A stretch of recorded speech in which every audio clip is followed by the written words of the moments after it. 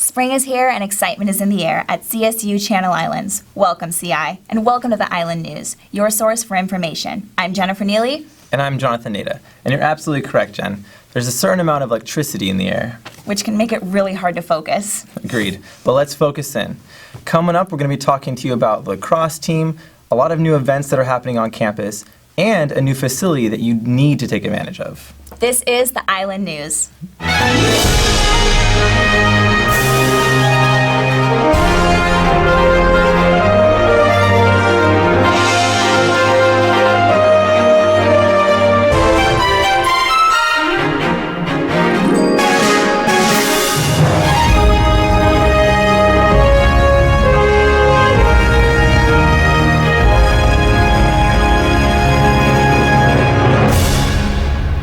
Welcome back, Dolphins. We hope you had a relaxing and safe spring break. I'm so glad you got to go to Vietnam this semester, Jonathan. Did you get academic credit for that? I did. It was amazing. How was your break? My break was okay. I spent most of it studying for my finals, which are right around the corner. Which reminds me, aren't you graduating? Let's not worry about that right now. Okay. Dolphin Days is happening from April 11th to the 15th. Bottom line, it's about school pride, with a lot of incentives to get students out there, ranging from free shirt, a raffle, even free drinks at the Freudian Sip and Lighthouse Cafe. To get involved, all you have to do is go to one of the many different locations, which can be found on our website at our blog. ASI elections are also coming up on April 11th and 12th, where you can vote for the student government president or vice president, 9 senators, and some members of the ASI board.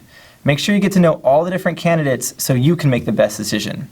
Lastly, I want to talk to you about Maximus. Robert Tabor, one of our newest reporters, is actually at the Coliseum. Let's take a look. Thanks, John. The Maximus Awards ceremony will be held April 8th.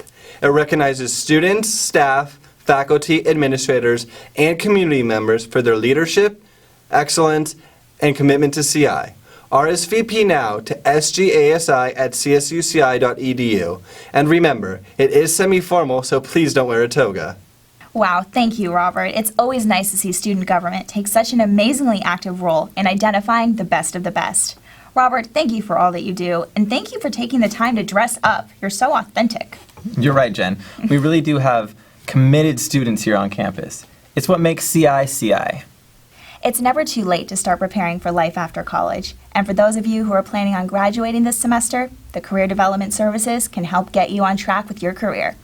The Career Development Services is located directly across from the Educational Access Center in the Bell Tower, and it is also adjacent to the EOP Center. You're absolutely correct, Jennifer. It really is located in the best place. As soon as you walk in the Bell Tower, it's right there. Absolutely. These services are so great because they offer areas such as creating a resume and cover letter, learning how to interview, searching for jobs and internships, as well as monthly workshops.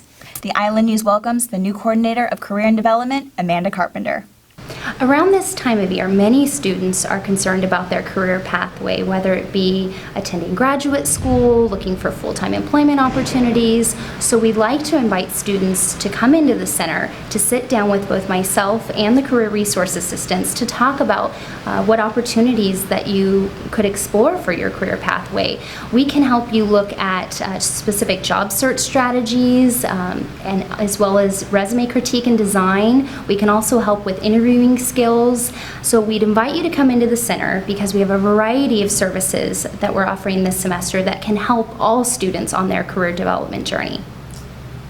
Thank you, Amanda. The students at Channel Islands will definitely be visiting the Career Center in order to become as professionally prepared as possible. Be sure to also check out their latest events coming up this month, as well as visiting their career and internship fair on April 21st, located at the Broome Library Plaza from 10 a.m. to 3 p.m. For more information, you can visit our website at www.islandnewsonline.com.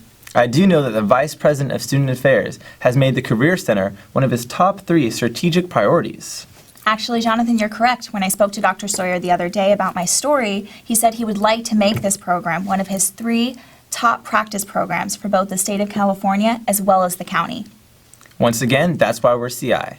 Now let's take a look at sports with David Siri. He's going to give us the latest.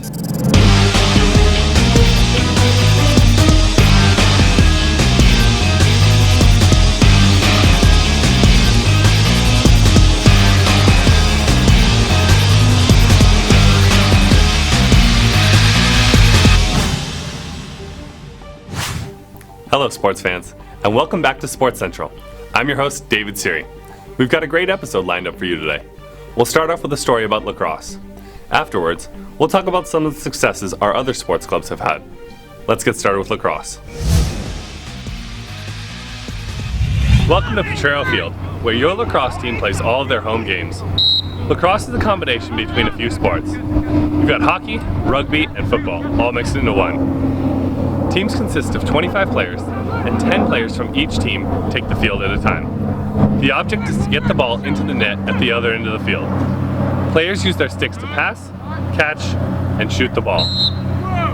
Lacrosse began at CI in the fall 2008 semester. Jordan Rigberg and Mark Sumel wanted to begin a tradition of competitive athletics at our school. After a year of provisional play, our lacrosse team proved that they were ready to compete. They joined the Men's Collegiate Lacrosse Association. Since then, the men's lacrosse team has continued to grow and to succeed. Currently, there is strong interest in forming a women's lacrosse team at CI. Women who are interested should come out to the club practices. Right now, there's not as many girls that would be required to start the team. So, if you're out there and you guys want to play, or you girls, I should say, want to play, definitely contact myself or Tyler or anyone that you know on the lacrosse team. We can see where we can get going. Because it's a club, so it encompasses male and female. So, boys and girls, everyone. Our lacrosse team has played some tough games, and they've competed very well. Included in that was a huge win at home versus Marymount.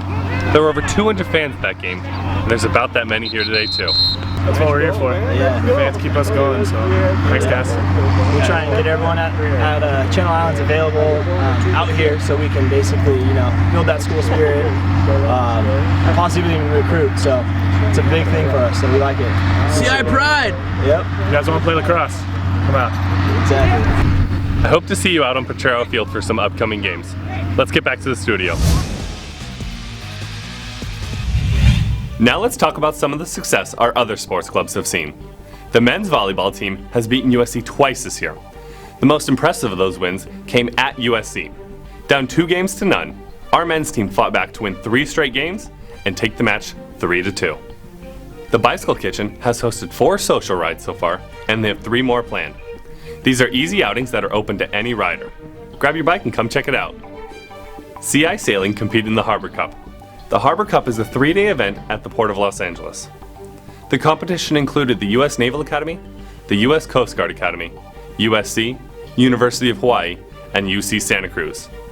Our team did very well, and they fared 3rd. Our teams are out there competing, and they would appreciate your support. Visit our website to find more information on these teams, as well as all the other teams we didn't get to mention. Our website is islandnewsonline.com. This has been your Sports Central Update. Thanks for watching. Let's get back to Jennifer and Jonathan. Thank you, David. Now, many of us are unaware that our education system is failing. Mackenzie Garcia has the story.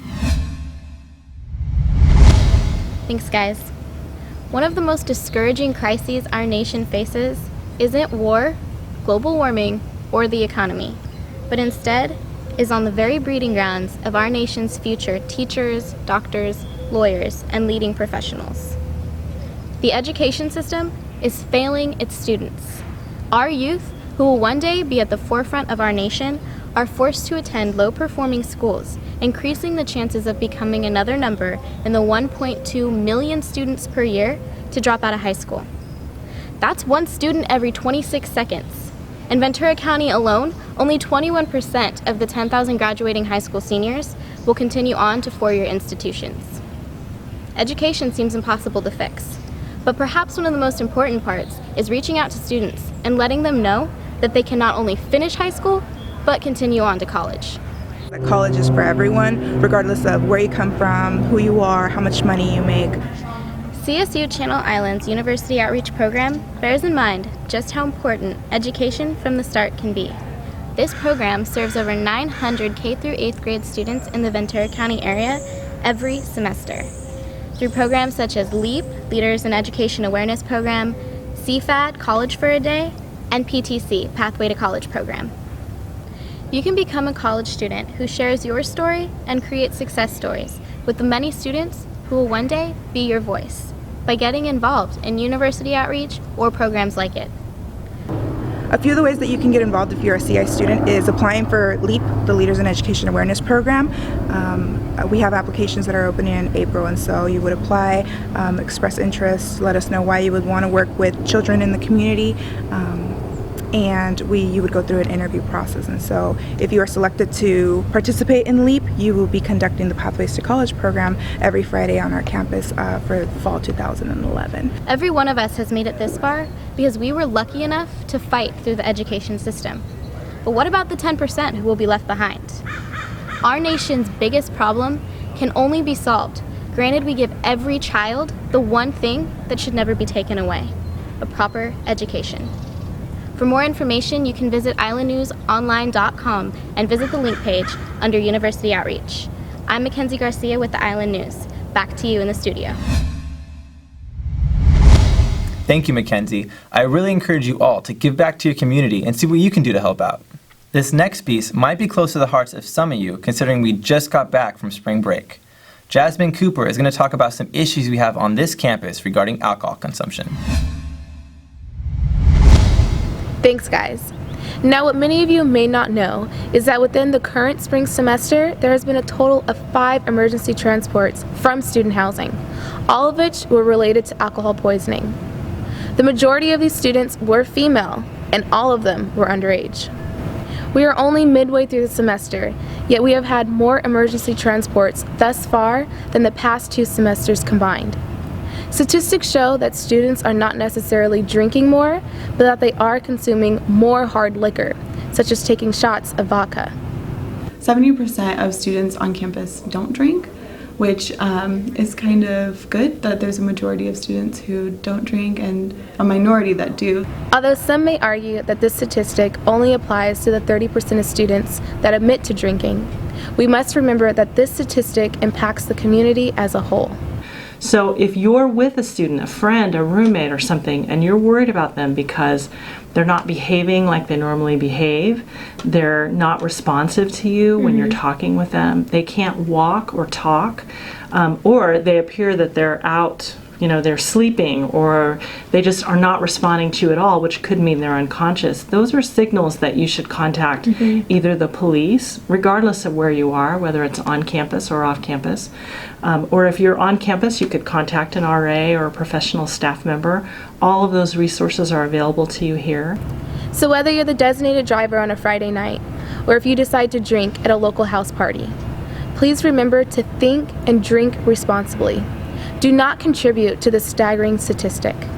This is Jasmine Cooper reporting for the Island News. Jen, John, back to you. Thank you, Jasmine. I just read from mad.org that 1,400 college students between the ages of 18 and 24 die each year from alcohol abuse. Wow. In other words, be safe. Now, before we wrap things up, I want to talk to you about 2 other events that are happening this semester. You might want to take out a pen and paper because these are going to be big. First thing, Pizza with the President.